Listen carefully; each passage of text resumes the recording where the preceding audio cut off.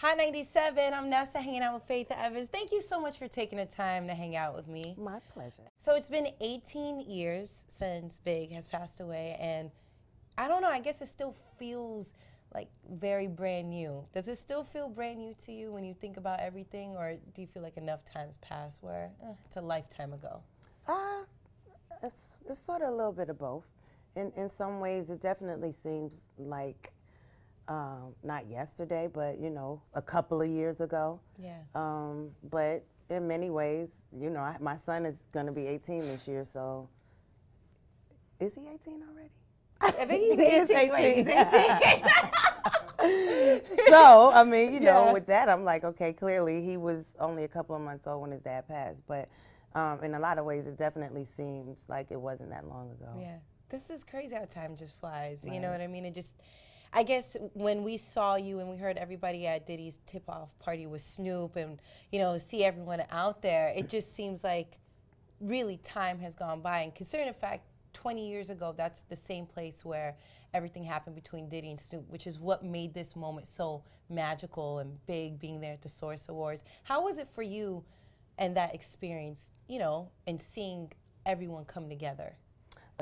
When I was there at the Source Awards, I was there. I actually got on stage and presented with Puff. Yeah. But I had no idea what was going on. Like, I was backstage and I kind of heard, but I was like, well, what's going on? Why, you know, why is what's going on? I really didn't know what was going on. But I mean, over the years, Snoop especially, he's someone who has always shown me love, and I'm sure, I mean, he's just like a really cool guy. Yeah. So I didn't find it a surprise for them to be doing anything together. I mean, they've done a lot of stuff together over the years, but but also, I mean, it's always a good feeling to get on stage, not only with Puff, but with the other people from the Bad Boy family. But that night in particular was just crazy. I didn't even realize how many artists were in the place until we were walking backstage, and you know, it was like, hey, there's Nas, hey, there's, you know, it's like crazy. Dang. Kanye came out. Right, like how did you even make that happen? But you know, you're talking about Puff. Yeah, Puff is I thought it was awesome that you show love to Kim, you know, on Instagram, and you posted the picture,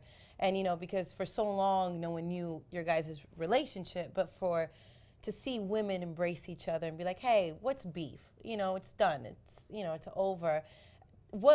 When did you feel that? When were you past that point with Kim? When Big died. Yeah. I think that the fact that I posted the picture of her in sound check was probably something big to the public, because I don't post pictures of her, but I haven't seen her. Neither do I get on stage and do shows with her. I haven't ever done a show with Kim, probably since back in those, what did they do? Something at the Garden, like Live Aid or something like that. Not Live Aid, but you know, something like that that they did where we all performed together. So that was probably the last time we were on stage together before Big passed away. But I saw her in Soundcheck, you know, and I just took pictures of a lot of people. I mean, I didn't see it as a big deal, but then after the fact, I'm like, I guess, you know, people definitely don't see me posting pictures of her. Of course. So, but I mean, it wasn't to me, and you know, I've been asked, or it's been said like we buried the hatchet, but you know, I really didn't have a beef to bury with her. You know? Yeah, exactly. So tell me about music. What's going on? So I know that you're working on an album. Yes. Okay, so tell us. I'm preparing my next project, which is a duets album with me and Big called The King and I, which is something I've been kind of thinking about doing for a very long time. But you know, I think with last year being like the 20th anniversary of Ready to Die, and I don't know, it was just something that felt like, okay, now I should probably try and move on that and see, you know, what's what. So was this something that you and Big talked about before, like maybe you guys doing like a collabo album, or is this something that, you know, it was more about songs, and then now you're like, you know what, let me just put it all together? It wasn't something that he and I talked about.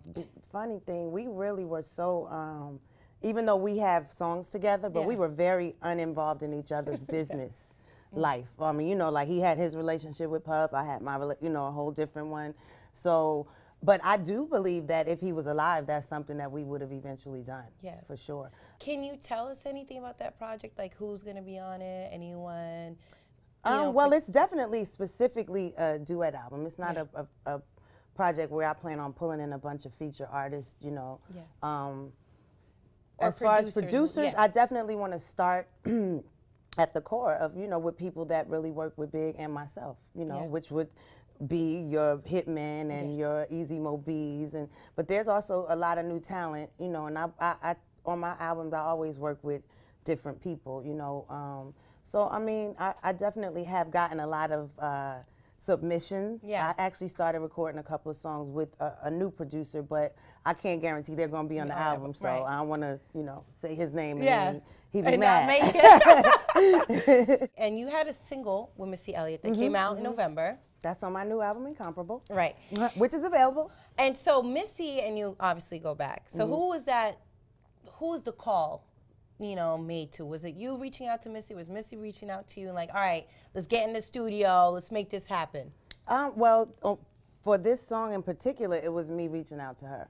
But we had, you know, we've seen each other a few times over the last few years by way of Misa, who we're both really good friends with. So I told Missy probably a few years ago, you know, like next time I get a record, you know, that I want you on, you better. And then it was probably 5, 6 years ago, and then I was like, Misa, I got a song, you know, I want Missy to do. You think she'll do? She's like, yeah, she'll do it. You should ask her. So I hit her, and she was like, okay, send it to me, you know. Who else do you want to work with? I mean, you've worked with so many people, but is there anyone in particular, maybe a few that you're just like, I really want to work with them? I would say Stevie Wonder and Anita Baker. And Anita Baker actually, well, they both have actually, you know, reached out and said that they would love to work with me. But Anita Baker texted me a few different times and said she wants to write together and stuff like that. But, you know, at that time I was finishing up my Incomparable record, which is available now. Right, it's out right now, yeah? But yeah, I definitely plan on getting with her like very soon. What motivates you still to do music? I mean, you've done it all. You know, at this point, like you've really lived a life that most people wish they could have even have, I guess, a glimpse of. I still have a lot more to do. I mean, you know, I have like ideas for probably my next 4 albums, you know, as well as, you know, different television shows that I have in development. I have a stage play that I kind of started writing, which I started working on before I was doing the business for the King and I album, but it was called The King and I, which of course we can't call it that on stage because that was already done. But it's kind of based on my book, which is, but more so me and Big's relationship, that part of my book. Yeah. Speaking of you and Big's relationship, what's your best memory of him?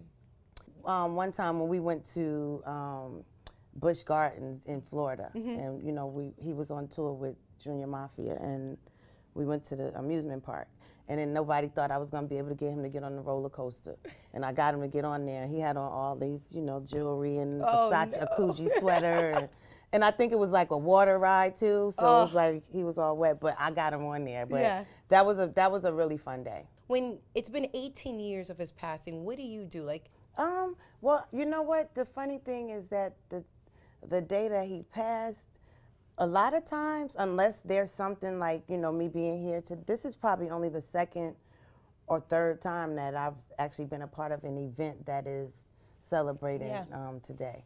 I mean, usually only by way of social media, you know, do I really remember, because, you know, there's plenty of times throughout the year that I think of him. I mean, I would like to say I celebrate him every day in some way or another, you know? So for a very long time, I kind of forgot about, I mean, you know what I mean? Like it just, this day didn't so much stand out until people would hit me or somebody would call, like, you doing okay? I'm like, yeah, I'm good, you know, but there's times before this day that I may have thought about something and gotten emotional or gotten a laugh. Plenty of times we talk about him and it's all just happy and laughter, you know, most of the time. Most of the time. What's the sweetest thing Big's ever done for you? Oh, wow. Well, it's probably a little bit it sounds backwards. But, okay, the story that's in the movie, and it's in my book as well, when I got on the plane and went to Virginia and had a little scuffle. Oh, yeah. Yeah. And I flew right back, like I left and got on the next flight out, and then he was on the next flight in New York looking for me, like he drove all through Manhattan and Brooklyn. And he was telling anybody he saw that knew me, like, please tell my wife I'm looking for her. Like, and I was pissed at him, but I was like, okay, like, you really want to get my attention, right? Like, I had everybody calling me from Harlem to Brooklyn to Midtown, Jacob the jeweler. Have you seen Biggie? Like, he's looking for you. How do you handle things with your son? Do you tell him stories the same way? Does he ask things as much, or is it kind of like, you know, oh, this dad? He doesn't really, CJ doesn't really have to ask so much. Yeah. I mean, I can probably count on my hand the times that he has, but it was probably a question that was a continuation of something that, you know, he spends a lot of time with Miss Wallace. He spends a lot of time with C's. And I think even from the time he played his dad in the movie, that was probably such a great lesson on things for him. Like, you know, whatever he didn't already know. But I mean, from birth, he's always spent a lot of time with Miss Wallace. So, you know, he's definitely very knowledgeable, you know, about a lot of things with his dad. But, you know, again, he spends time with everybody that was around him. And there's so many things that CJ does like him that he definitely didn't identify because he saw his dad doing it. I mean, he was only 3 months old when he passed away, but like he flicks his toes and rubs his nose and stands, like everything, like a lot of little mannerisms that he has that are, you know, the same as what his dad used to do. That's awesome. So you graduated last year, and so now we saw some music on SoundCloud. Is he just like, you know, trying to figure out what he wants to do as far as like career-wise, or? Well, he just finished his third feature film, and he just, you know, got a manager for his film career. But he's going to go to a film school, LA Film School. He you know, because he did the film, he couldn't start college, you know, the first in September, like, you know, like all his friends. Then when he went to go and try and, you know, take a few classes, we found out that he had to take a full load because he's a new, you know, a freshman.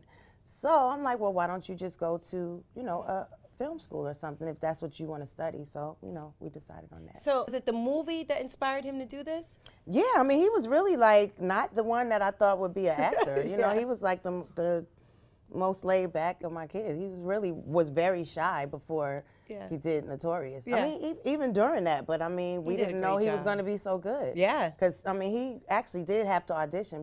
A lot of people think he got the part because, you know, he was Big Son, but he was like, you know, they had a few people in mind, and he was one of the last kids to audition for the part because Miss Wallace wanted him to. Yeah. And he did really well. Yeah, he was great. They was like, he got that. He did a good job. Then he did Everything Must Go with Will Ferrell, and he just filmed a movie called Kicks, which is coming out this summer. I was reading up on the internet. I loved how you handled when everybody was talking about his sexuality, and I love how you handled it when you're like, whatever he is, I love him if that's what he was, but we love him. Like, I love CJ, and I was actually looking it up on the internet, and I just think as a mom to hear you be supportive and not be, you know, negative about it was nice, you know? Well, yeah, I mean, I have like really, really good friends and family members that are whatever they are, whether they're transgender, bisexual, homosexual. I mean, you know, they live a real life. I mean, you know what I mean? They know what it is. So that's not something that my kids even frown upon. You know, they love everybody if they are someone that's exuding love. You know what I mean? Exactly. So that was very sincere, but at the same time, it was, you know, it was just kind of just a false thing. Like, you know, he never said, I'm gay. I don't think he would do it that way if he was and, you know, wanted to come out. He wouldn't do it that way. Are you a momager? Well, I mean, I guess kind of, sort of, but then I always kind of like diverted to my manager. Like, I'd be like, call Auntie Cheryl. Ask her what she thinks. Like, yeah. But do you get, like, he tends to do, like, you know, since he came up here and spent some time with Miss Wallace and ended up like going on the radio rap. I'm like, wait a minute, what is going on? Like I didn't know you was gonna do it. Like, this ain't what you doing. Like, I gotta explain this to people now. Yeah. But you know, you know, sometimes he'll do stuff, but now he's learning, like, he gotta really ask. Cause I'm like, you can't just do stuff. Like, you giving people the wrong idea. She's getting calls for shows and stuff. Like try to book them. Do you want him to be in this industry, ideally, or would you rather him like, hey, let's become a doctor, let's stick to sciences? I mean, the thing that I feel great about is that, you know, I am not an artist that is consumed by the industry. Like, I've always been very much, you know, when I come home, I'm mom. I mean, and I'm not really gone for long, and, you know, take off my Faith Evans costume upstairs and go in the kitchen and cook dinner, you know. But so they do know, you know, they're very balanced and stuff like that. But I think the part that I'm trying to get them to understand is that it's not as lucrative as it once was. So, you know, it's like, and then at the same time, that's so easy. That comes easy. So just, you know, study something or work, you know, something, even if it's something that will support that, or, you know, that you can kind of use as a companion to that, you know, something that doesn't come so easily, so that you will have something to fall back on. I wouldn't say I don't want them to, but I just want them to understand the importance of being able to provide and have a stable something. Yeah. Because this, you know, I can't sit here and say that, I mean, everything that I'm financially supported by just being a recording artist. You know what I mean? Takes a lot. That's not the case. Like, if I didn't have a family and I was on the road as much as I could be, I probably would make a great living, you know, as a recording artist, not off of my recordings. But, you know. Tours. Exactly. But, you know, I got to do other things, ancillary things.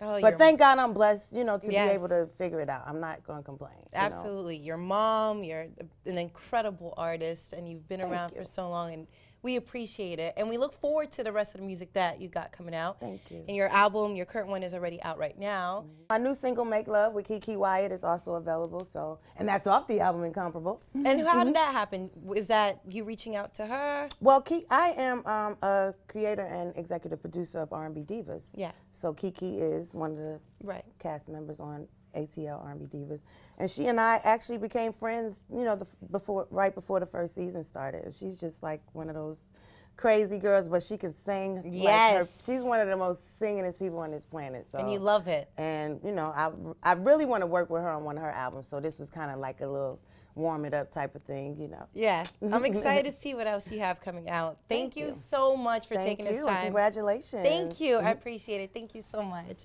Aww.